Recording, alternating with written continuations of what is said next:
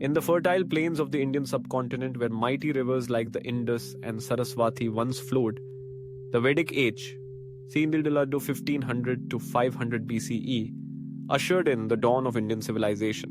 Born from the migration of Indo-Aryan peoples and their integration with local cultures, this era produced the Vedas, texts that form the spiritual, social, and philosophical foundation of modern India. This documentary weaves together narrative, archaeological evidence, linguistic analysis, and genetic studies to explore the origins, culture, and legacy of the Vedic age, a time when hymns echoed across the plains, along with animal sacrifices in yagnas. 2000 to 1500 BC, as the Hittite Empire emerged in Anatolia and the new kingdom of Egypt developed, groups of Indo-Aryan pastoralists migrated from the Central Asian steppes to the Indian subcontinent.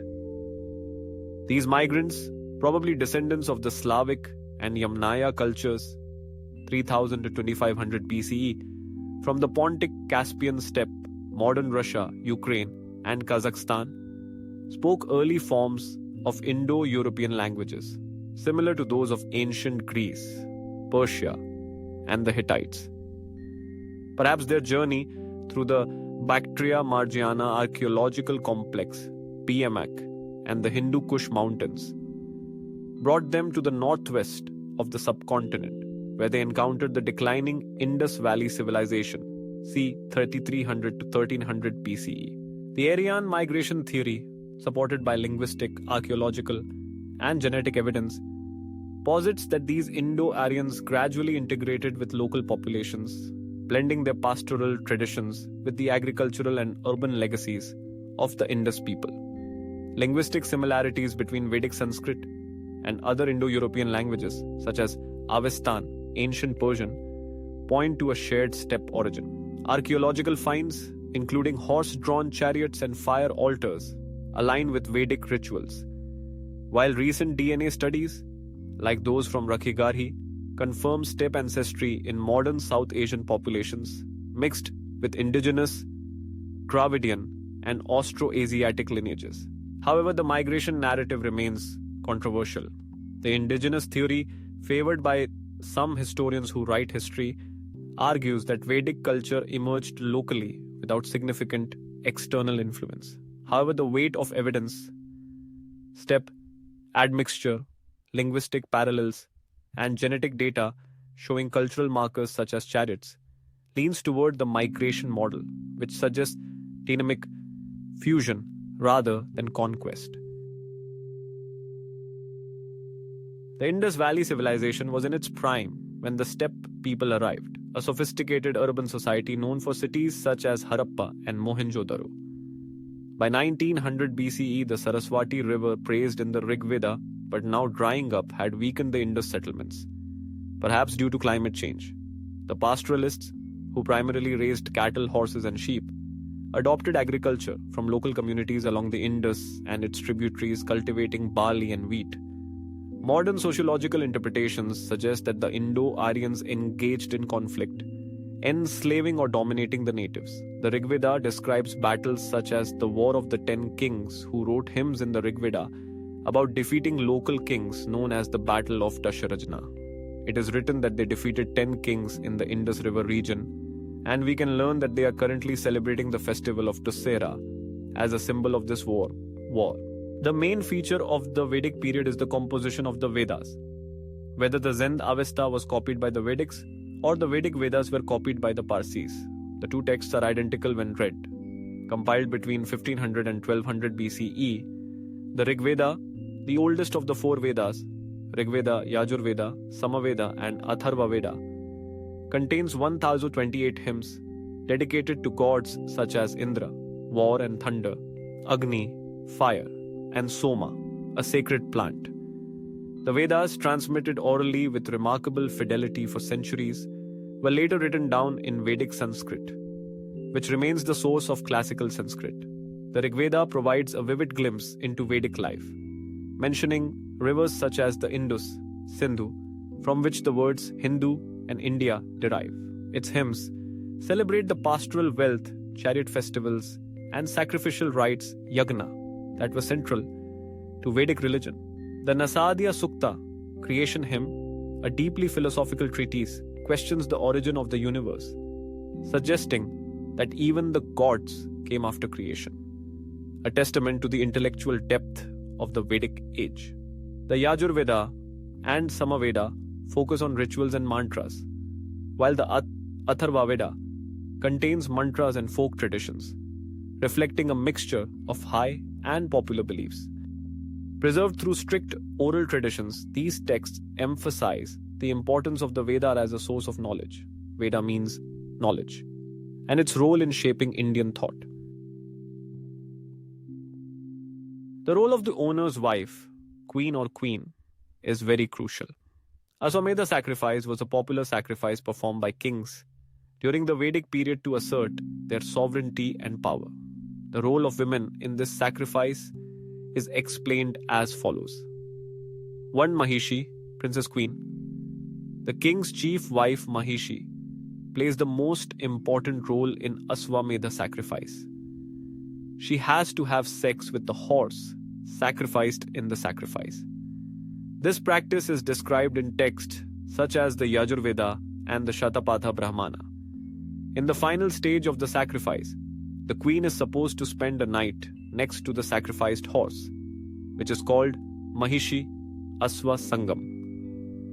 This was considered a symbol of fertility, prosperity, and prosperity of the kingdom. 2 other queens. In addition to Mahishi, other wives of the king also participate in the Yagam, but their roles are less important than Mahishi's. They also take part in some rituals, especially in blessing the results of the Yagam. 3. Symbolism. The role of women in the Aswamedha Yagam symbolizes good fortune, progeny, and prosperity of the kingdom. The Vedic texts stated that the participation of the queen signifies the king's power and the stability of the kingdom. These rituals show the spiritual and social importance of women during that period. 4. References in Vedic texts. The Rigveda 1.162, 1.63 Suktas, and the Yajurveda contain descriptions of the Aswamedha Yagam. The role of women in this Yagam is described in detail in the Satapatha Brahmana 13th Kanda. The symbolic actions of Mahishi are said to be a ritual that brings power and prosperity to the kingdom. Summary. Women, especially Mahishi, play a key role in the Ashwamedha Yagya. Her participation symbolically completes the results of the Yagya and brings prosperity and fertility to the kingdom. Vedic religion was polytheistic, worshipping natural forces manifested as deities. The storm god Indra was a hero, while Varuna upheld cosmic order, Rita. The fire god Agni mediated between humans and the gods, carrying offerings through sacrificial flames. The Soma ritual, which involved a hallucinogenic drink, induced a spiritual ecstasy, reflecting the Vedic search for the transcendent. The Nasadya Sukta marks a philosophical leap, questioning the origin of the universe with poetic ambiguity. From whence did this creation arise? Perhaps it came into being, or perhaps it did not come into being. This verse influenced later texts, such as the Upanishads, which explore the self, Atma, and ultimate reality, Brahman. The Vedic age coincided with a dynamic era globally. Between 1600 and 1100 BCE, the Hittite Empire and Egypt's new kingdom clashed at Kadesh, while the Shang dynasty in China developed oracle-bone scripts. The Indo-Aryan steppe origins linked them to other Indo-European migrations, such as those forming Mycenaean Greece and the Persian Achaemenids.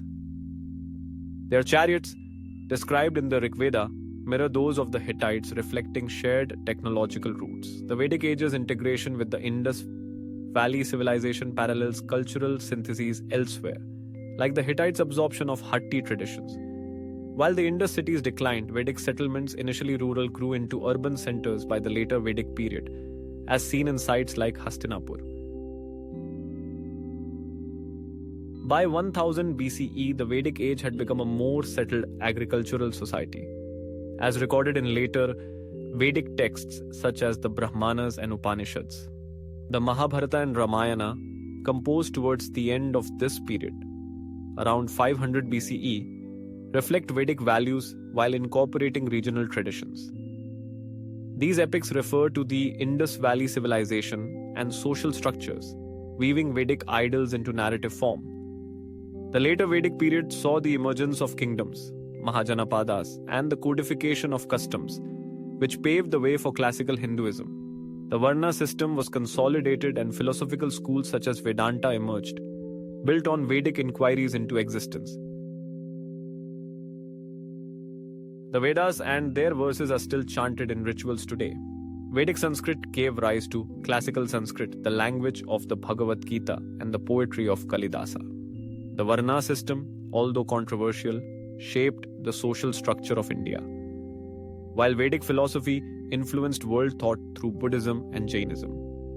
The word Hindu, derived from Indus, reflects the lasting influence of the Vedic age on Indian identity. The existential questions of the Nasadiya Sukta resonate in modern cosmology, proving the timelessness of Vedic inquiry. Archaeologically, sites such as Sinauli, with its chariot tombs, confirm the Vedic way of life, connecting text and art. The Indus Valley civilization is a cornerstone of Indian civilization. Fire-worshipping groups entered India and enslaved the Indus Valley people, creating the Vedic civilization.